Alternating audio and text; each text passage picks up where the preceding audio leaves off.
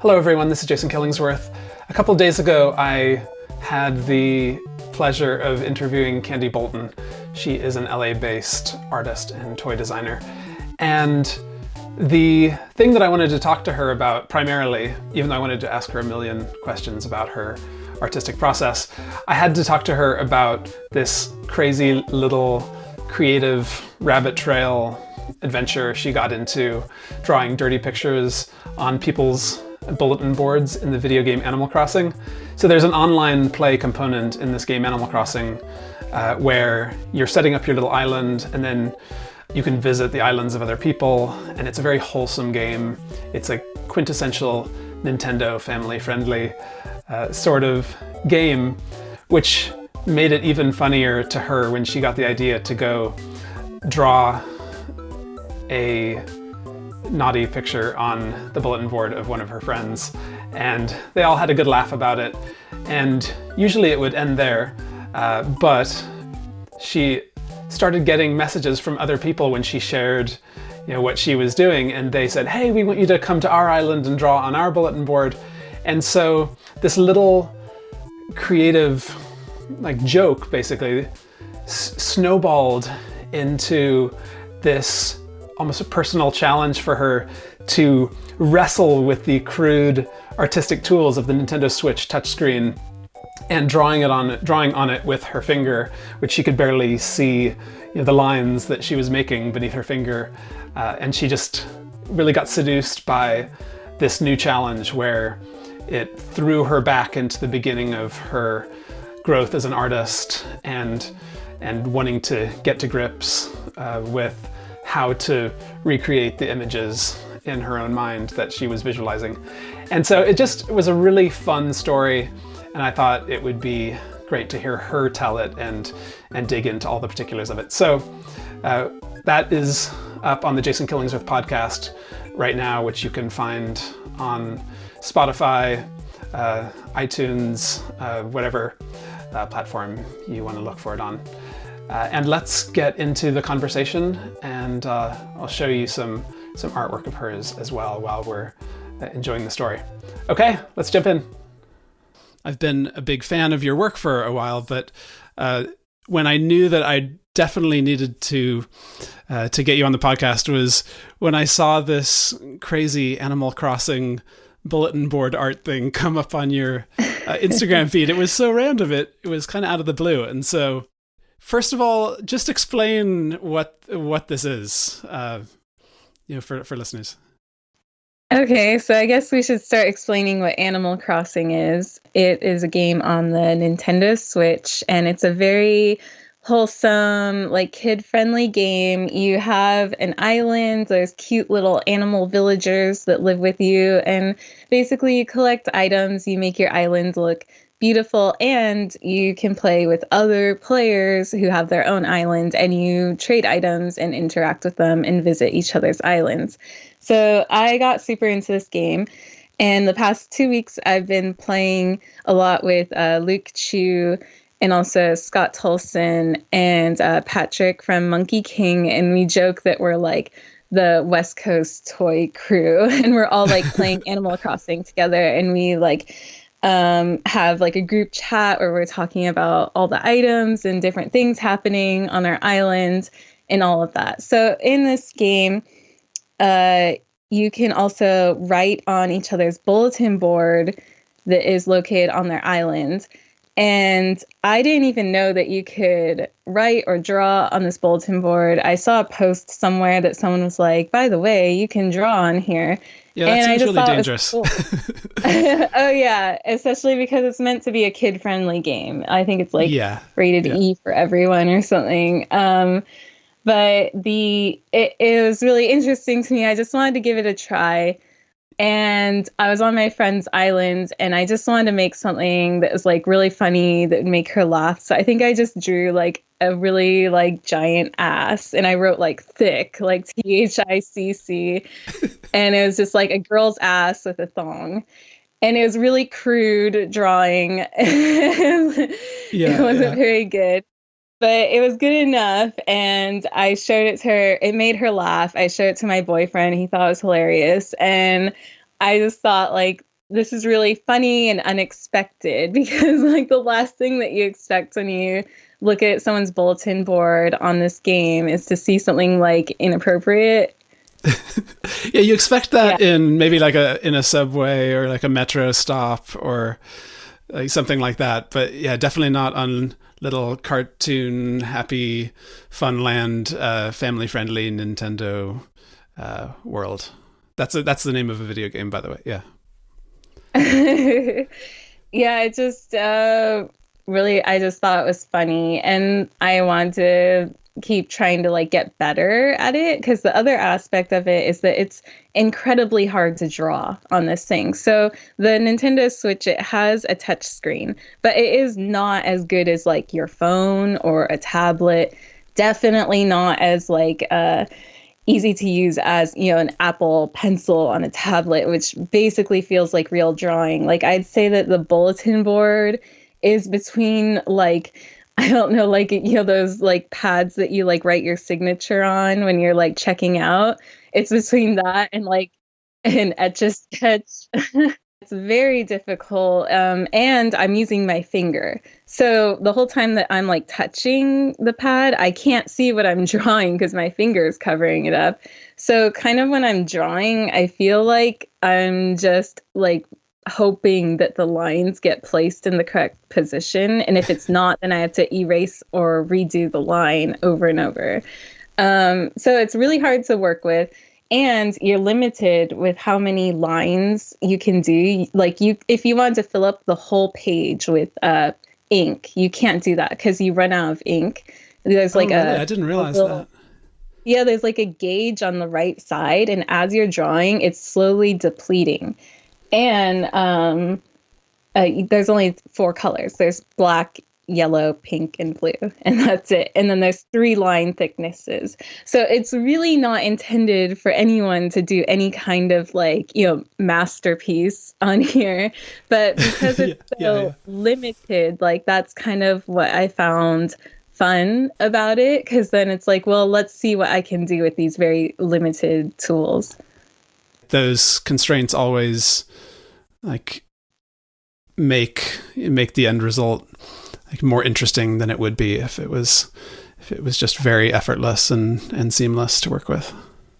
When you have unlimited possibilities, then it's kind of, you just overthink it because you're like, well, I can do anything. But on this medium, you can't do anything that you want. It's super limited by even just how many different lines you can draw on there. So I think that's what I found appealing about it. Is it a bit of a YOLO kind of free-for-all with the bulletin boards, or is there like a Nintendo person in Japan like kind of squinting and grunt and like kind of like what do we have here? Banned. Nothing of yours has gotten pulled down, has it? No, I haven't been made aware of it. If it has, I think that when you look at someone's bulletin board that you have the option to report something. So I think that if someone reports it, then it might be looked at and they might have to evaluate that. So what I've been I should maybe also explain what I've been drawing since like my first drawing. Like after I drew my first drawing of the ass, then I started drawing like actual girls and like mostly girls wearing bikinis. So there's no nudity. Like I haven't drawn anyone that's naked, but it only looks nude in the process videos before you actually get a chance to draw on the strings and but up until that point you're like, oh, okay, which way is this going? And then it gets safe for work like halfway through. Process, though. You have to like you know when you're drawing a person, you start drawing their general form, and then you add clothes to them, right? Yeah, you need to, you need to get the body in there. It's a figure drawing kind of exercise before it goes into like Barbie dress up, I suppose. Yeah, but I can see how it is totally unexpected. Not only because it's in basically a kid's game, but also because I don't really draw this kind of thing. Like I I've always been really into anime and video games, and if you play like, Japanese JRPGs, and if you watch a lot of anime, these are what the girls look like in this genre of stuff. So I've always been a fan of this like art style, and I just never really did it too much because like I used to draw more in this style when I was a teenager. But since I've been starting my art career, I was like, I need to take it seriously. I need to do like serious stuff. So I'm just doing, Japanese creatures and a lot of dragons lately. Yeah, and I just wanted to not take it so seriously. I wanted to do something fun, something that I thought was funny. I hope that people see that there's like a sense of humor in it. I don't want anyone to take it seriously, and I'm sorry if I've offended anyone, because I think that when I did post the compilation video of my time-lapse drawings of these like girls in bikinis, I lost a lot of followers from that. And yeah, so I think I did offend people, but you can't make everyone happy. So the characters that I'm drawing that look like animals, it's characters from the game. And so I just think it's really funny to see the character in Animal Crossing then turned into like, some like sexy character. So you opened it up for commissions. Yeah. So it happened really quickly. I just started doing these drawings. I think it was last week. And at first, it was really hard for me to just draw anything in general. And within just like 2 days, I was like, well, I kind of got the hang of things. And now I feel like I can draw whatever I want on there practically. And first, people were messaging me, seeing on my Instagram stories, I was posting my artwork just on there, and I was getting a ton of DMs of people saying, please come to my town and draw on my bulletin board. And I think in like the first 2 days of me starting to do it, oh gosh, I don't know, I got way too many DMs about it. And I was traveling from town to town, and I made like over 2 million bells doing this. And before that, I was poor. God. I was lucky that I had like 10,000 bells at any given time. Was it always in-game currency, or did you toy around with the fact, or with the possibility of making a little bit of extra, like side hustle money with it? Well, I did this for 2 days where it was only getting tips in the game currency, and that was fine, and I had fun with it, but they were taking up a lot of my time because some of these drawings, I was spending about 20 minutes, like 15 to 20 minutes, but sometimes then I would hang around at their island and I would want to check things out, or they'd want to talk, and then it would end up taking half an hour. And I'm actually working on a lot of projects right now. Like I should not be spending any time in Animal Crossing that at this moment. That's how bad it is. Like, okay. I am super behind. But I kept doing this because it was just a fun distraction, and it like kept me motivated, I guess, to keep going. And it's just such a fun, like really quick, like stupid drawing. And then I post it on my Instagram, then I go on to the next island. But like I said, I was playing this game with Luke Chu and Scott Tolson, and they're both artists, and they're like, maybe we see you spending a lot of time on these drawings and you do a really great job on them. Maybe it wouldn't be a bad idea to like start asking for real money. So after 2 or 3 days, I decided, well, I'm getting way too many commissions. I can't keep up with them, and I have real work that I need to be doing. So I'm just going to ask for $5 in real currency, and then also ask that they tip me with in-game currency. And as soon as I started that, I got way less DMs about it.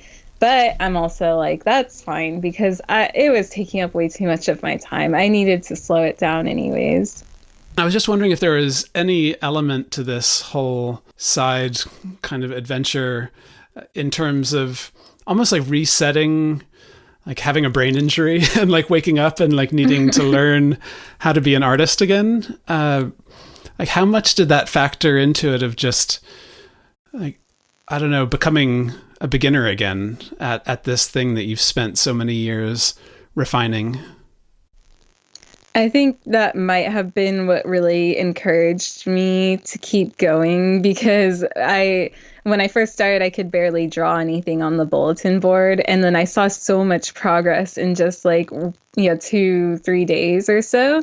And that alone is what was like the most exciting part of this whole thing for me, just seeing that I could take this really crude like drawing tool that's not really meant to be for drawing anything besides like just some smiley faces or something, and seeing what I could do with it. That was like the funnest part about it to me. That, and like I think the drawings make people laugh, and I like that.